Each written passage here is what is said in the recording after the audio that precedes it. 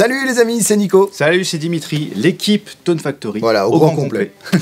Et ouais, parce que souvent en commentaire, vous nous dites salut à la team. Bah, la team, c'est toujours tous les deux. Depuis maintenant 6 ans, on est toujours tous les deux sur ce projet Tone Factory. Voilà, on s'amuse bien. Alors, on aimerait déjà vous remercier pour votre soutien à la chaîne, au quotidien, dans tous les commentaires, toutes les vues sur toutes les vidéos. C'est vraiment super. On va vous parler dans cet épisode de quelques petits changements, d'ailleurs, au niveau soutien sur Tipeee, notamment. Vous savez qu'on a des membres soutien Tone Factory sur Tipeee depuis quelques années.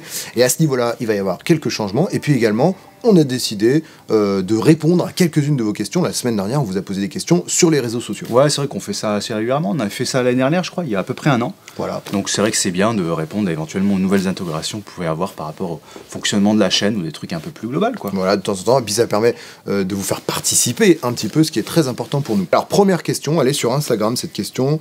C'est Corian qui nous demande « Salut, quelle musique tu écoutes au quotidien ?» Alors, je suppose que ça s'adresse à moi, mais on va répondre un petit peu tous les deux. Qu'est-ce que tu écoutes au quotidien, toi ? En ce moment, c'est très balade, etc. Moi, j'écoute des trucs très calmes, en voiture notamment, ou à la maison. Par exemple, suite à l'épisode qu'on a fait sur James Taylor, j'écoute beaucoup de James Taylor. Ça peut être aussi, en ce moment, pas mal de Angus and Julia Stone, pour ceux qui connaissent. Enfin, voilà, des trucs assez détendus. Après, ça change selon les humeurs, bien sûr, comme tout le monde. Ouais, c'est cool. Country, Americana. Moi aussi, j'écoute beaucoup de country, Americana, musique américaine en règle générale. Au quotidien, beaucoup de jazz. Et puis, toujours du blues, du rock... toujours les grands classiques, etc. Et puis aussi quelques nouveautés. J'aime bien J.D. Simo, j'aime bien Derek Trucks et Suzanne Tedeschi, dont on a parlé dans un podcast il y a quelques temps. Voilà, donc beaucoup de musique anglo-saxonne et américaine au sens très large du terme. Alors, on a une autre question sur Instagram. Ce serait cool de connaître le détail de la prise de son de guitare et du traitement de l'audio dans vos vidéos. Très simple, très simple. Hein. Ah oui, alors c'est... Ça n'a pas changé depuis toutes ces années. Le matos, c'est très très simple. C'est ça qui enregistre tous les épisodes Tone Factory. Toujours notre petite Tascam, je sais même pas le modèle, DR100MK3, je crois que c'est un truc comme ça. Toujours là-dessus, avec une prise pour la voix, comme on est en train d'enregistrer actuellement. Là, il est en train d'enregistrer l'épisode, par exemple, comme vous le voyez. Et puis après, quand on enregistre les guitares, tout simplement un micro devant l'ampli. Et en général, on met en plus un micro dans la pièce pour donner un son un petit peu plus naturel. Voilà, c'est l'espace que vous entendez, l'air que vous entendez, c'est la pièce en fait dans laquelle on enregistre, en l'occurrence en ce moment mon studio, et parfois d'autres endroits, le magasin Aurel Musique à Bourgoin-Jallieu, très récemment chez un abonné Tone Factory dans la région parisienne, voilà, un lieu magnifique qui avait une room magnifique d'ailleurs au passage. Voilà, donc aucun traitement post-vidéo, ça on le dit. Post-tournage, pardon, on le dit dans les vidéos très régulièrement et on répond aux commentaires très régulièrement, on tient à ce que le son soit le plus naturel possible, donc on va pas gonfler les guitares, etc. C'est hyper important. C'est juste une balance, un équilibre entre le micro-pièce et le micro devant le HP. Évidemment, voilà, quand même. Pour s'adapter selon le lieu où on tourne, selon comment on a positionné les micros, mais sinon ça s'arrête là pour que vous ayez effectivement le son le plus proche de la réalité, parce que c'est le but, quoi. Ouais, le plus important au final pour nous, c'est de retrouver les sensations qu'on a eues quand on a testé le matériel, et comme vous l'avez vu, vous, dans les vidéos, voilà, c'est vraiment les sensations que je vous partage, c'est les sensations que j'ai eues et que vous entendez en audio, donc sans traitement, sans post-traitement en tout cas. Et un point important, c'est que nous, c'est toujours le micro devant l'ampli. On n'utilise rien d'autre que ça, c'est toujours, vous entendez toujours un ampli, ou alors en acoustique, il y a juste un micro comme celui-ci devant l'acoustique que vous voyez régulièrement à l'élite. Qui fait aussi très souvent la room d'ailleurs. Ouais, qu'on utilise souvent pour la room aussi. On avait fait un essai de ce micro, si vous voulez le voir sur la chaîne. C'est un L8 pour ceux qui s'intéressent au matos comme ça, qui est très très cool. Alors toujours sur Instagram, on a une question, en plusieurs questions d'ailleurs, c'est un peu de la triche quand même, mais on va y répondre. Sur le futur un petit peu de la chaîne Tone Factory, votre épisode avec Camille était énorme, y en aura-t-il d'autres invités? Camille Rustam, pour ceux qui n'ont pas suivi, un guitariste de session qu'on avait interviewé il n'y a pas longtemps. Prévoyez-vous des épisodes en visite, donc luthier, boutique, salon, où en est Tone Factory globalement? D'ailleurs, il y a eu pas mal de questions sur ce sujet-là, sur les projets en extérieur. Donc, je voulais mettre projet futur. Voilà. Alors, c'est une bonne question, on va rebondir là-dessus justement pour parler un petit peu du pourquoi, du comment on va avoir des changements sur Tipeee et par rapport aux membres soutiens, etc. Aux gens qui soutiennent le projet Tone Factory. Soutenir le projet, c'est pas forcément juste être abonné à la chaîne, même si c'est déjà énorme, c'est aussi soutenir le projet financièrement, parce que pour ceux qui ne sont pas au courant, sur YouTube, on n'est pas payé par YouTube pour faire des vidéos. Ouais, c'est les pubs qu'il y a avant les vidéos qui nous rémunèrent un petit peu, mais je vais vous donner un exemple concret pour ceux qui savent pas vraiment comment ça se passe YouTube. Je vous mets l'exemple là de la vidéo qu'on avait fait, tu sais, la Strat Blonde de 1959, qu'on a fait à Fontainebleau. Avec 2 Twin Reverb, cette vidéo a assez bien marché, on a 18 400 vues, donc ce qui est une vidéo assez correcte quand même. Si je vais dans les détails, je vous les mets directement ici, que vous puissiez avoir un ordre d'idée de combien nous a rapporté cette vidéo. Pour ces 18 400 vues, on a gagné 62 €. Voilà, 62 € qu'on se divise par 2, ça fait 31 chacun. Moins nos charges, il reste à peu près 24 € chacun pour la réalisation de cette vidéo. Donc c'est pour ça aussi que sur YouTube, faire des vidéos en déplacement à l'autre bout de la France ou de la planète pour gagner 20 € pour... si on fait un déplacement, il y a du montage, etc. C'est 2 jours de boulot fois 2. L'idée des membres soutiens à la base, elle était aussi là pour ça, pour pouvoir financer ces déplacements, financer le matériel aussi, notamment le matériel de Dimitri, parce que c'est du matériel très très très cher, voilà, etc. Donc de pouvoir continuer à mener à bien notre mission de départ, qui était vraiment de faire des épisodes autour de la musique, au sens large, même si on adore, personnellement, moi j'adore toujours autant faire des tests de matos, je suis un fou de matos, donc de toute façon ça ne changera pas. Par contre, c'est vrai que à l'avenir, on aimerait vraiment développer la chaîne vers plus d'interviews d'artistes, plus de visites de magasins, puisque moi je suis vraiment un fervent défenseur des magasins de musique depuis toujours sur la chaîne. J'ai bossé en magasin, c'est des lieux où n'importe quelle ville dans le monde où je me trouve, je vais dans un magasin de musique, c'est très important pour moi.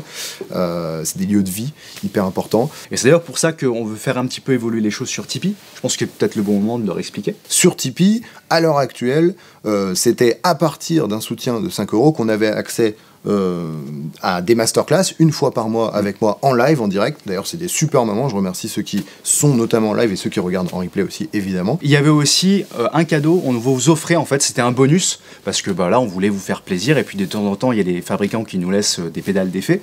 Donc, on voulait vous faire plaisir et vous offrir par mois une pédale. Voilà, faire gagner à un membre soutien sur Tipeee. Il s'avère que ça, on va l'arrêter.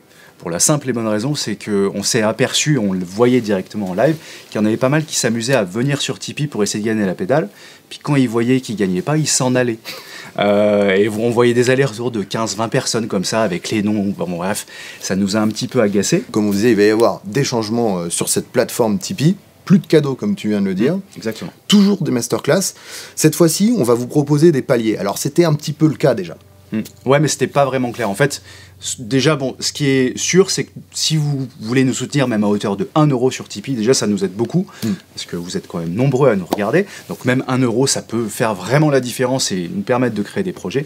Donc dès 1 €, vous pouvez venir nous soutenir, sachant que ça sera le premier palier. Ensuite, vous aurez un deuxième palier qui sera à 5 €. À 5 €, où cette fois-ci, la nouveauté, ça va être d'avoir accès à des backing tracks. Ouais. Ça, on me le demande très souvent depuis 6 ans de Tone Factory. J'ai très régulièrement des commentaires, même des messages privés. D'ailleurs, je vous remercie pour ça, parce que ça fait chaud au cœur. Pour savoir ce que je joue dans les vidéos, en quel accordage je suis, enfin des choses comme ça. Et ben là, vous allez carrément avoir le son de ces épisodes Tone Factory, et plus encore, puisqu'il y a plein de choses dans Tone Factory que vous entendez pas vraiment, puisqu'on coupe beaucoup les jeux. Il y a des jeux qu'on met pas aussi, il y a des bonus, qui sont etc. raccourcis aussi. Voilà.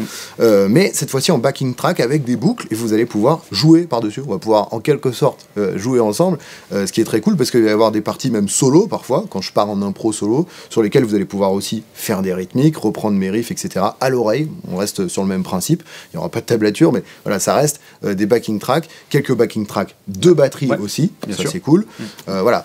Le nombre de backing tracks ne sera pas vraiment défini par mois, il y en aura peut-être 5, il y en aura peut-être 6, il y en aura peut-être 4, voilà. Selon ce qu'on a en stock et selon ce qu'on a le temps de mixer, mais vous aurez le temps d'avoir chaque mois des boucles sur lesquelles travailler, jouer, vous amuser, tout simplement. Ça, ce sera pour 5 € par mois, un soutien à hauteur de 5 € par mois. Ouais. Et ensuite, un nouveau palier, cette fois-ci à hauteur de 10 € par mois, qui va permettre d'avoir accès à cette masterclass que je fais, qui est une masterclass très fournie, pour ceux qui ne connaissent pas, c'est une masterclass dans laquelle je passe énormément de musique, c'est presque comme une émission de radio en fait, en live. J'ai la guitare à la main évidemment, mais je partage mes sensations sur de la musique qui est très chère à mon cœur, et ça donc pour 10 € par mois, une masterclass par mois avec moi en direct, en live. Avec les backing tracks en plus bien sûr inclus. Voilà, c'est des paliers progressifs évidemment. Sachant que je permets juste de préciser sur les masterclass, en fait donc elles sont faites en live, vous pouvez échanger avec Nico, et elles sont accessibles pendant un mois. En fait, sur un fichier Google Drive qu'on vous met à disposition. Et au-delà de cet aspect financier de la chose, ce que je retiens de ces masterclass, et je suis très content de voir ça, c'est que des gens connaissent pas souvent des artistes que je vais passer,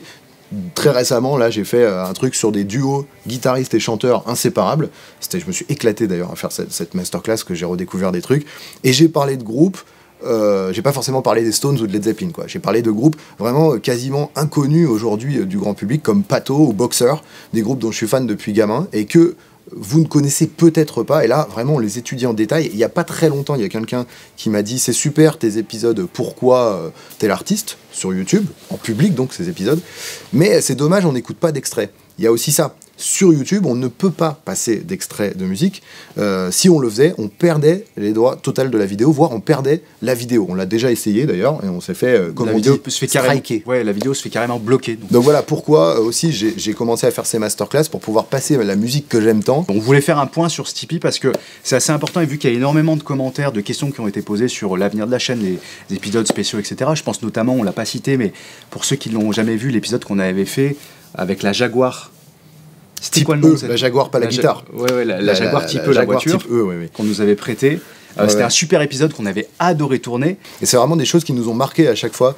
En Californie aussi, les épisodes qu'on a fait, c'était des super moments hors du studio, parce qu'on est beaucoup ici, donc là c'est un terrain inconnu, c'est entre guillemets facile, je prends ma guitare, je joue, j'ai préparé les épisodes un peu en avance. Là on est un peu à la merci des éléments, quoi. Et c'est super excitant à faire pour nous aussi.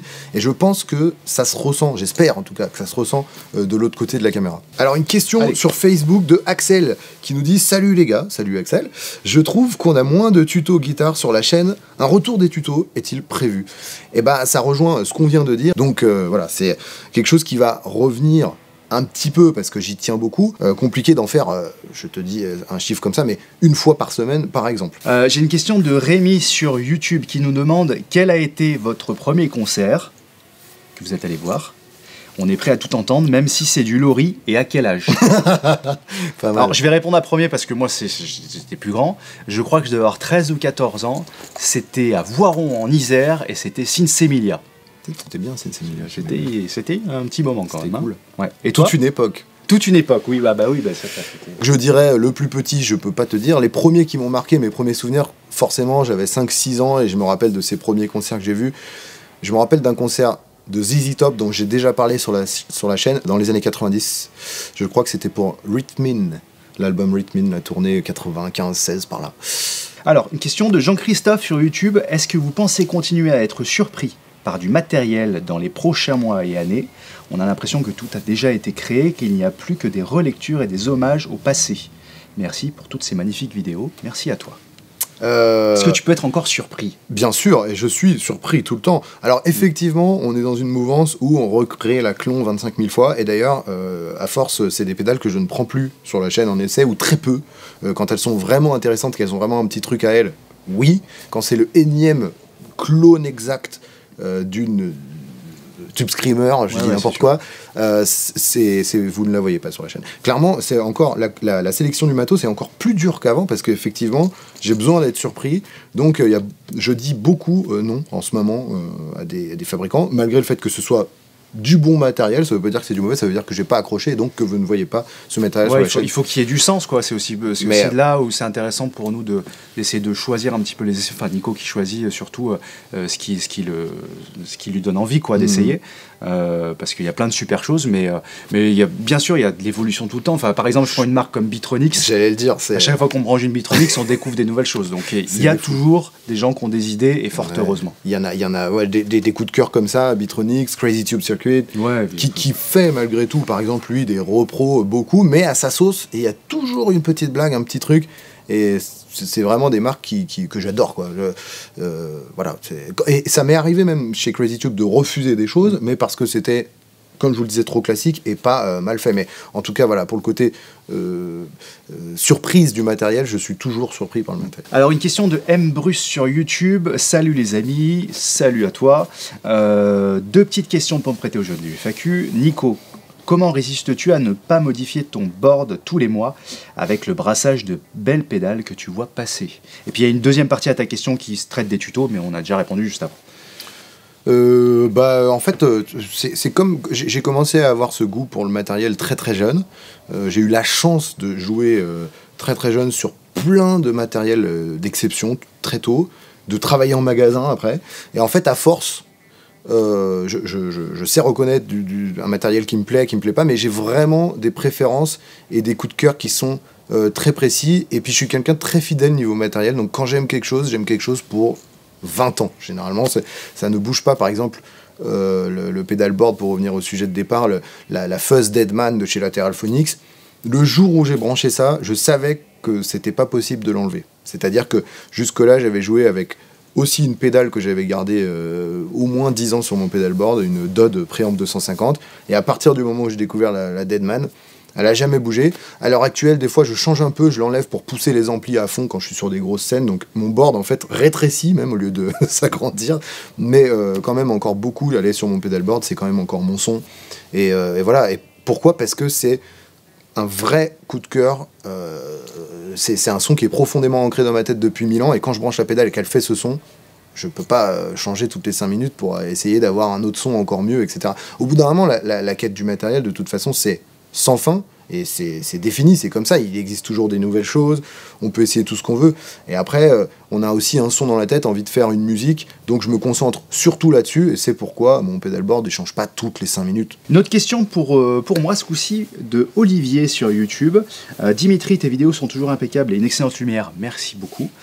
Fais-tu des prestations pour d'autres youtubeurs pour les aider à améliorer leurs vidéos ? Non. non, je fais juste pour Tone Factory, je suis derrière la caméra ici, et autrement j'ai une chaîne YouTube à mon nom où je parle souvent de photos et de vidéos, d'ailleurs je vous mets le lien par là. Et puis des fois aussi je fais des parallèles avec Tone Factory, que j'explique quel appareil, quel objectif j'utilise justement sur les tournages, donc j'en parle des fois là-bas. Alors sur Facebook, on a Olivier Maire qui nous pose une question. Salut à toi Olivier. Quel conseil tu donnerais pour faire une bonne balance ? Alors une bonne balance, pour ceux qui ne savent pas, c'est l'équilibre entre les instruments avant un concert, avant une répète, etc.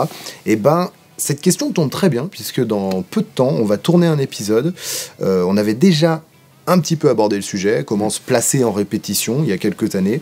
On va faire une sorte de version 2 de cet épisode, cette fois-ci plus pour du live, notamment des endroits petits et moyens en taille, avec une sono, un groupe, voilà, vous amenez votre sono si vous avez un groupe assez souvent, je suppose, voilà, c'est toujours un petit peu une galère, des questions, etc. Donc on va essayer d'y répondre dans une vidéo. Test en plus d'une nouvelle sono, ce sera l'occasion de tester du matériel pour moi aussi. Et donc avec mon groupe, on va essayer de faire une belle balance et vous montrer comment on s'y prend. En attendant, tu peux aller voir une vidéo qu'on avait fait il y a quelques temps, qu'on était en tournée dans les pays de l'Est. Et oui, tu nous avais rejoint. Je les avais suivis, et puis on avait fait une vidéo là-bas où tu avais parlé un petit peu de ça, donc peut-être en attendant cet épisode, tu auras tes réponses dans celle-ci. Exactement. Voilà les amis, c'est tout pour ce FAQ, très court mais ma foi efficace. Ouais, désolé, on n'a pas pu répondre à toutes vos questions, hein, malheureusement, comme à chaque fois on en sélectionne quelques-unes. Voilà. On avait déjà fait l'année dernière en plus un FAQ où il y a eu des questions un petit peu similaires, donc si vous avez posé des questions qu'on n'y a pas répondu, ça se trouve vous aurez la réponse dans la vidéo de l'année dernière. Au-delà des questions, on a eu des super messages. Très très cool. Ouais, merci beaucoup. Ça nous fait hyper chaud au cœur. Et puis encore une fois, si vous voulez venir nous soutenir et nous aider à développer Tone Factory vers d'autres horizons, n'hésitez pas à venir nous soutenir sur Tipeee. On a mis toutes les informations pour ça dans la description. Et puis merci beaucoup pour toutes vos questions et désolé à ceux auxquels on n'a pas répondu. À bientôt les amis. Salut. Ciao.